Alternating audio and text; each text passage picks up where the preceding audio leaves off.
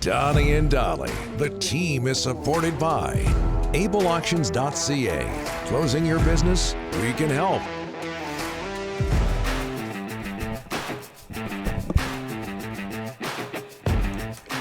All of today's guests, including Craig Button, standing by. Brought to you by the Bayside Oceanfront Resort. Book your stay at the Bayside and enjoy the many amenities the hotel has to offer, such as oceanfront rooms, free parking, oceanfront restaurant, cafe, indoor and outdoor swimming pools, gym, and more. Call 250-248-8333. Go to their website, BaysideResortParksville.com. Apparently that place, before we get to Craig, Delaney's OK Tire and Langley inbox.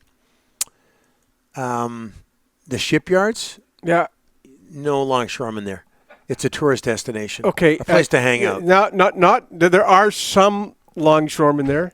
Okay. Not all. But they're not actually longshoring. But when you say shipyards to me in North Van, I'm thinking longshoremen. Maybe at one time. Yeah. And then it was converted. Yeah. Right? Yeah. Like I said, longshoremen. Like Yaletown used to be the garment manufacturers, I think. Yeah. And then it turned into this hip swinging, trendy place where you go to eat. Yeah. And Craig Button, really happy to $40 hear beers. about all the, yeah. All right. Craig Button, TSN Scouting Director, joining us now. Craig, thanks for doing this. Speaking of hip and swinging. Okay, I got to laugh because in Halifax, right as you come into Halifax where the harbor is, there was longshoremen there. They used to have this fish and chips place called Camille's. It was unbelievable. All hours of the night and day, you know, the longshoremen would come up there and have their fish and chips. And it was a true harbor with the longshoremen, Rick. And it's not that way anymore, and there's no more Camille's. So I know what you're saying. Like, you know, when you hear longshoremen, you think that there's like it's shipyards. Thank you, Craig. Thank you, Craig. Yeah. Well, and what happened? Was it taken over by yuppies now? The place in Halifax? Don, I have no idea what's a yuppie. I don't even know why I said that. Okay. I don't know what the segue is here either, but Craig, Calvin Pickard getting the start tonight for Edmonton. What can you tell us about him? He's been around for a while. He has been around for a while. Here's what I think. I think it shows real conviction by Chris Knobloch. You know, the last two games, the Edmonton Oilers have really – what I would say have played really well and have pushed the Vancouver Canucks. But Archer Sheloff has been brilliant, and Stuart Skinner has not been. And you reach a point where you might look and go, okay, maybe Calvin Pickard isn't the best goaltender, but he may be the answer for what we need here in a Game 4. And I think it shows real conviction. He's not falling back on, oh, well, Stuart Skinner's my number one. Stuart Skinner has not been good enough for the Edmonton Oilers. The Vancouver Canucks have taken advantage of that. Chris Knobloch making the change is looking to try to affect better performance in the net. We'll see if he can do it. But I think just automatically going back to Stuart Skinner is not the recipe. I think this is the right decision. This is the decision that I think that I would have made, and I admire the conviction of Chris Knobloch. When's the last time, or maybe if you can remember this at all, I'm putting you on the spot here, but a third-string goaltender versus a third-string goaltender in a second-round playoff series, and one of them is playing very, very well. When's the last time that's happened, Craig? Do you remember anything like that? I don't think Archer Sheloff is a third-string goaltender. Right? Archer Sheloff is a young goaltender. He's 23 years old. He won a bronze medal. You think about last year at the World Championships, and maybe a lot of people, the World Championships is high-level hockey. And he won a quarterfinal match in Latvia against Sweden, won the bronze medal for Latvia. This young goaltender has been in the spotlight and performed. He might be inexperienced, but I think it's a stretch to call him a third-string goaltender based on what he's shown us. Calvin Pickard is a third-string goaltender. He's a third stringer. That's what he is. But I think that like trying to pair it up as a third stringer versus a third stringer, I think that the Edmonton Oilers have their hands full with Arthur Sheelos, just like we saw last year in the World Championships. And I don't think there's any question that as you move forward here, Arthur Sheelos has a really good, promising future.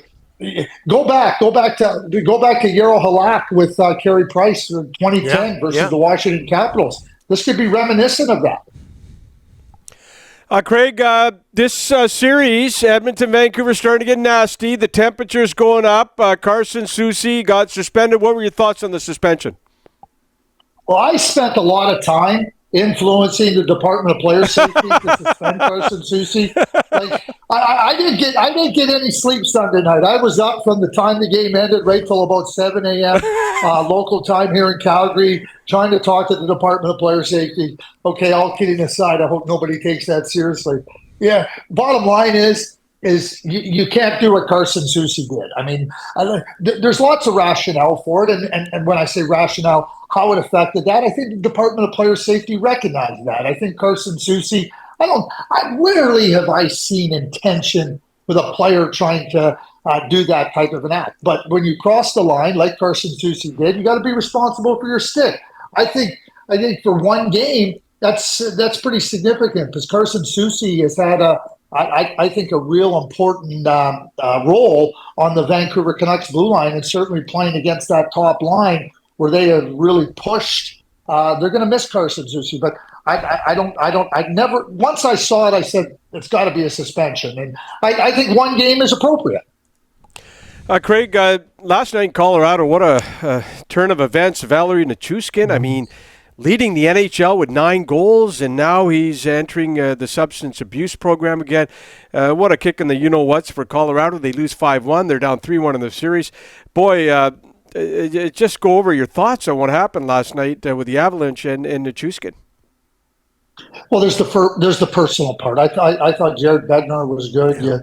You hope that Valterri can find a place where he can overcome whatever is afflicting him, and I think with any type of addiction, you can't control it, and I think that's the key thing here with Valterri. I mean, it's his 3rd time. He's now suspended for 6 months without pay, and that becomes now the personal part of it.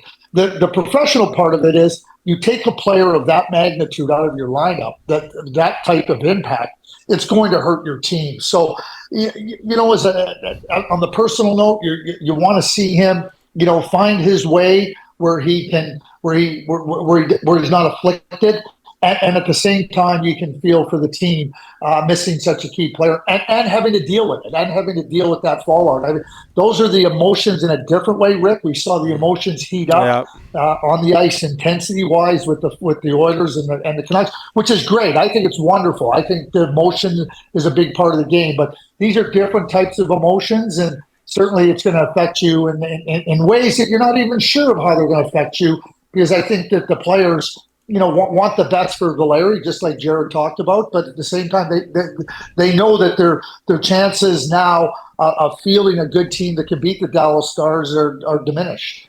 Hurricanes over the Rangers 4-1. Rangers had a 1-0 lead going into the 3rd period in that game, so they were up 3-0 were the Rangers. It's now 3-2, and everybody just was thinking, wow, the Rangers had such wonderful, historically successful season. Do we forget, Craig, that the Hurricanes finished only 3 points behind New York? I think that's a great point, Donnie. And when you think that the first 3 games, 2 went to overtime, and the Carolina Hurricanes fell short in those 2 overtime games.